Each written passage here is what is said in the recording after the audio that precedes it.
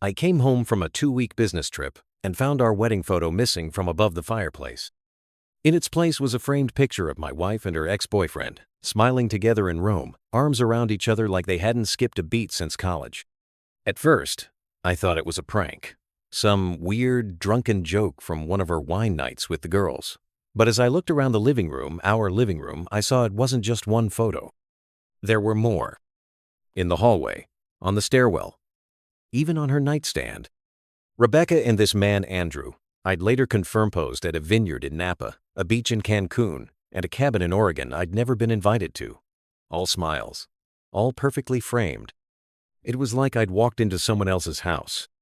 My name is Jason Miller. I'm 41 years old, a marketing executive based in Seattle. I handle client relations for an international branding firm, so travel's always been part of the job. Rebecca knew that when she married me 6 years ago. We met at a charity auction in Bellevueche Curated Art. I sponsored the event. She had this effortless charm, a sharp tongue hidden behind soft words. I fell fast. She moved into my place within months. And 6 months later, we were exchanging vows under a cedar arch in Olympic National Park. I loved her. Still did back then. But over the past year, something had shifted. It started subtly, Rebecca keeping her phone face down during dinner, talking about old friends reconnecting on Instagram, saying she needed space after arguments that came from nowhere. I tried not to read into it. Everyone hits lulls in marriage, right?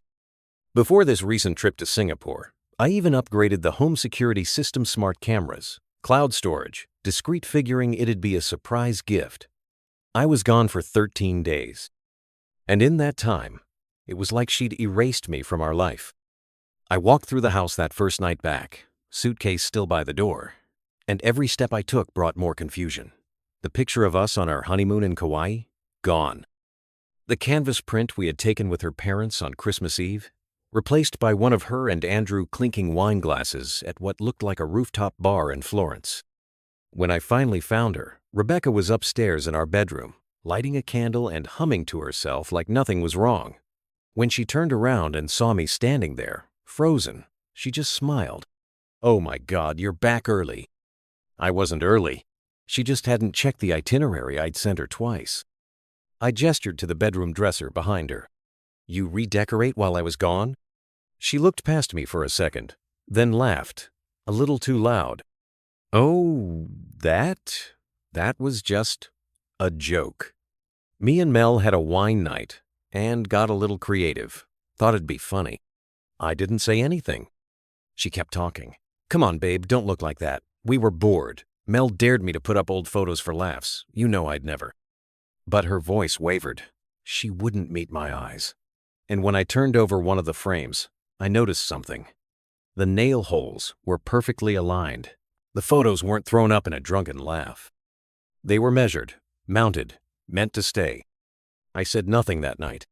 But the next morning, when she left for work, I opened the shared tablet in the kitchen, the one she probably forgot synced with her phone, and what I found changed everything.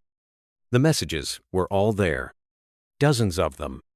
Rebecca hadn't just joked about putting up those pictures, she'd been planning it. The texts between her and her best friend Mel laid it out in plain language, like I didn't exist, like I wasn't still living in the house she was slowly redesigning around my absence. "Once the new photos are up, it'll feel less like his space and more like yours again. Just keep saying it's a joke until he gets used to it. Start shifting money soon. Joint savings first, then the stocks. He won't notice with all the travel. Anniversary's perfect timing. Tell him then. Just rip the Band-Aid off." And from Rebecca herself, "Honestly, being with Andrew again feels right. I made a mistake marrying Jason. I know it now." Every word I read drained something out of me. Not because she was planning to leave, I think some part of me had known for a while. But the coldness in the way she spoke about it, like I was a formality to remove. A contract to dissolve. A placeholder. I closed the tablet, sat in silence. Then I remembered the cameras. While I'd been boarding red eyes, pacing conference rooms across Singapore and Tokyo, closing deals to pay the mortgage on our home, Rebecca had been setting the stage to erase me. But what she didn't know, what she never even asked about, was the new security system I installed before I left. Cameras. Cloud storage. Audio. Everywhere but the bathrooms. I opened the app and scrubbed back through the last week. There she was. Day 5. Pulling a stack of old photos from the hallway cabinet. Day 6. Mel arrives. They sip wine, laugh, take down every picture of our wedding, our vacations, the framed note I wrote her after our first anniversary. Day 7. They unwrap glossy prints of Rebecca and Andrew. Mel holds one up and they both admire it like it's a masterpiece. Day 8. In the living room, Rebecca stays clear as crystal. He won't even fight. Jason never does. Once I shift the rest of the money, I'll hand him the papers. Make it clean. She didn't know I'd hear it. Didn't know she'd just handed me the key to everything. That night, I didn't sleep. I watched her brush her teeth next to me like nothing had changed. Watched her plug in her phone, set her alarm, and roll over. Meanwhile, I uploaded every clip to a secure drive. The next morning, I called my attorney. His voice was calm, steady. With what you've got, we can move first. Freeze the joint accounts. File under grounds of deception and financial misconduct. You'll have the upper hand. By that afternoon, the bank accounts were locked. I didn't say a word to Rebecca.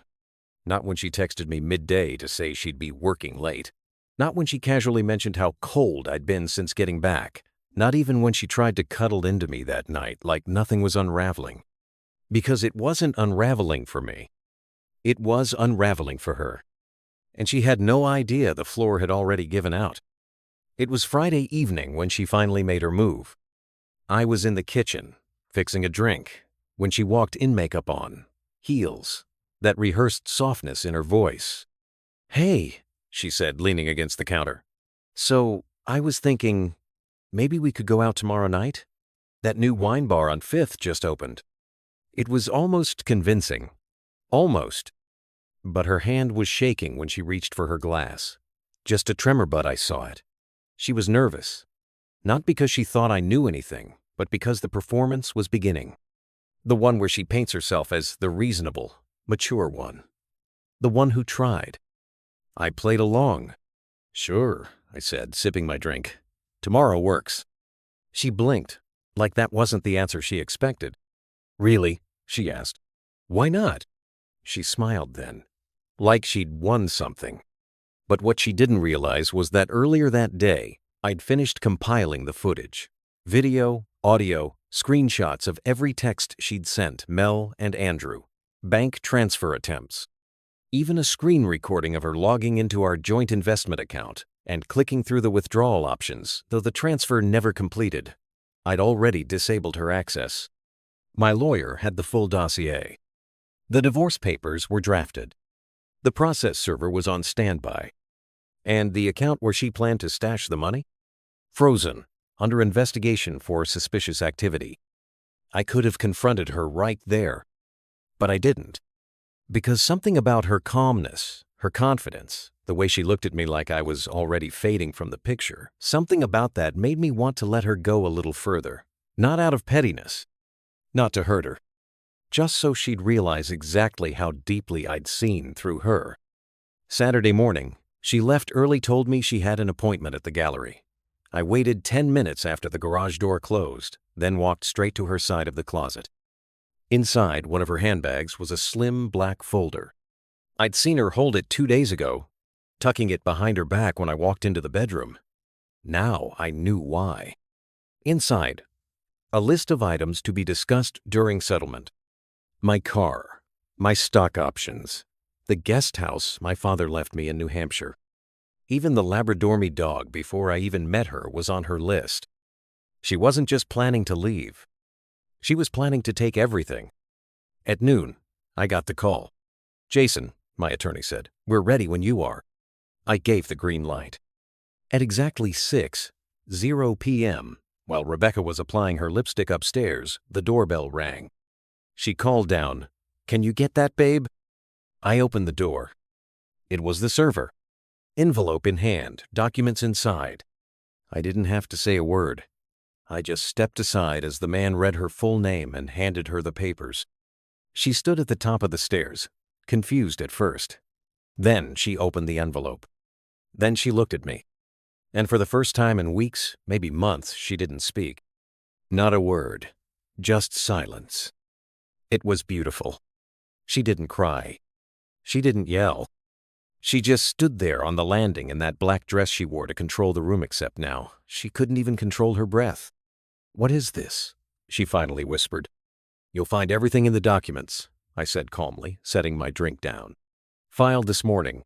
Grounds, deceptive conduct, financial intent to defraud, emotional manipulation. There's a clause for premeditated transition of shared assets. Look it up." She blinked slowly, mouth open. "You hired a lawyer behind my back?" I tilted my head. "I upgraded our home security behind your back, too. I guess we're both full of surprises." Her face changed, then shifting from confusion to panic. Not fear of losing me, fear of being caught. She came down the stairs, each step faster than the last, holding the papers like they were on fire. "This is ridiculous," she said. "You're blowing everything out of proportion.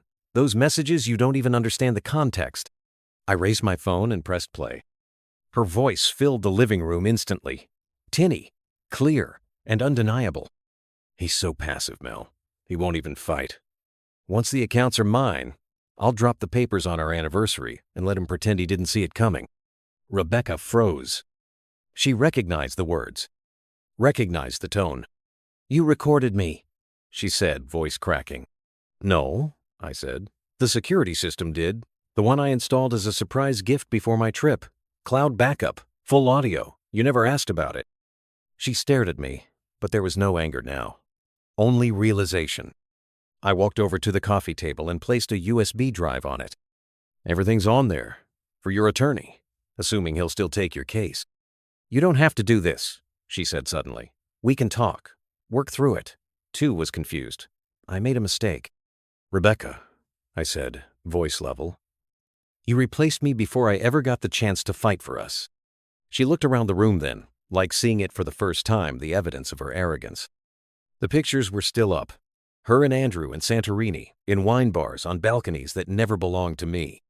She looked at the frames like they'd betrayed her. Like it was their fault now. "I'll take them down," she said quickly. "Right now. You don't live here anymore." She went still. "You have 72 hours to remove your belongings," I continued. "After that, a moving service will pack and store them for a fee. The bank accounts are frozen. Your access is gone. I've already filed the asset protection motion with the court." "Jason, please." But I didn't answer. Because there wasn't anything left to say. I turned away, walked upstairs, closed the bedroom door behind me. Downstairs, I could hear her pacing, crying, talking to someone on the phone, maybe Mel, maybe her lawyer, maybe Andrew. Didn't matter. None of them could undo what she'd done. And they couldn't stop what was coming next. I spent Sunday morning packing her things. Not out of spite. Out of efficiency. The woman I married had been replaced long before the photos on our walls were. This version of Rebecca calculated, transactional, wasn't someone I recognized. And now, she wasn't someone I owed. I boxed her books, her art supplies, her curated throw pillows with the same calm I used to arrange quarterly presentations for billion-dollar clients. Methodical. Focused. When she came back later that day after staying who knows where, she didn't even come inside. She sat in her car for 15 minutes, engine running, then finally stepped out. Her eyes were red, but she wore full makeup, like this was just another performance. "I need to talk to you," she said, clutching her purse like a shield. "You have 30 minutes, I replied. She followed me inside like a guest.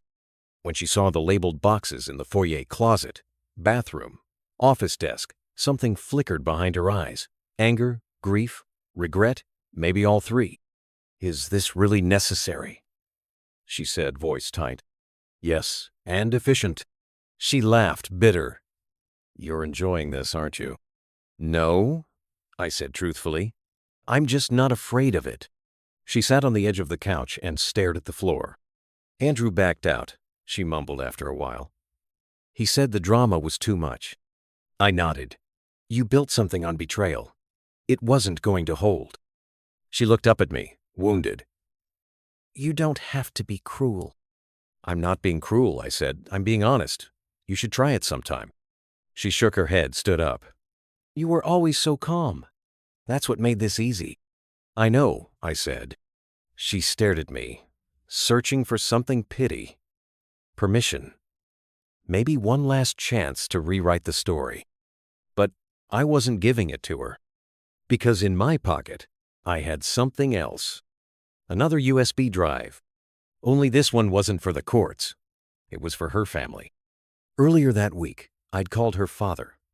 The man who once toasted me at our wedding, who sent Rebecca to private school, who funded the down payment for our home.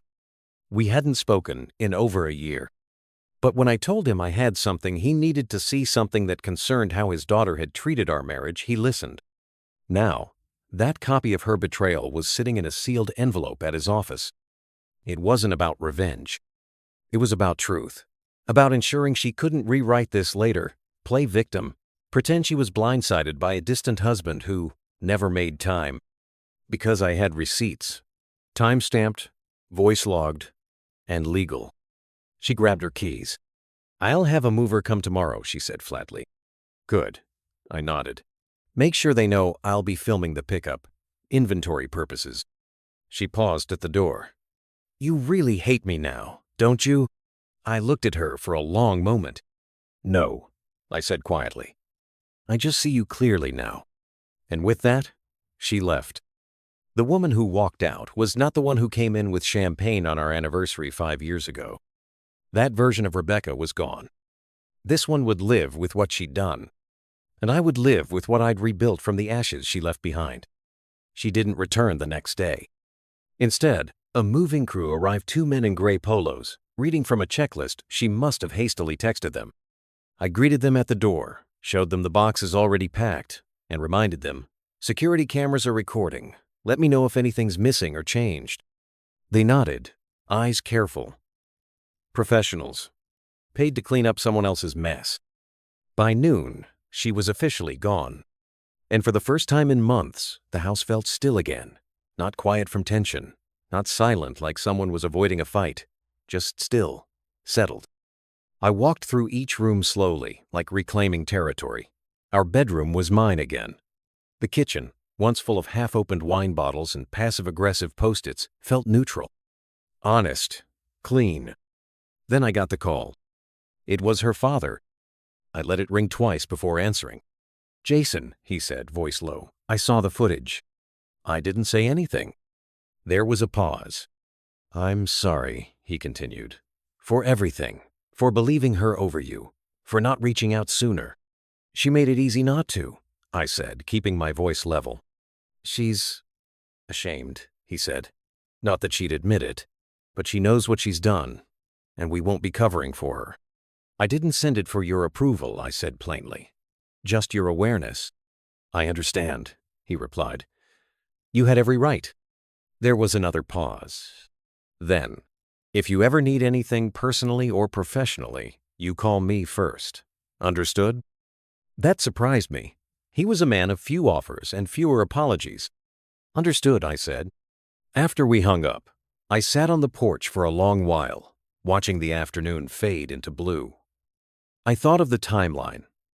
The trip, the photos, the plan she thought she'd execute in silence.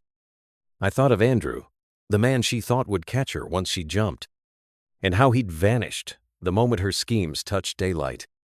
The truth was, Rebecca had never expected resistance. She'd counted on me being predictable, passive, soft-spoken, a man too logical to fight fire with fire. She was right about one thing. I didn't yell. I didn't threaten. I didn't drag her name through the mud or post online or smash a single photo frame. I let her hang herself with her own words, her own hands, and her own plan. Because the thing about betrayal is it doesn't always need revenge. Sometimes, all it needs is a mirror. And she had to look into hers every morning now. No marriage. No money. No fallback.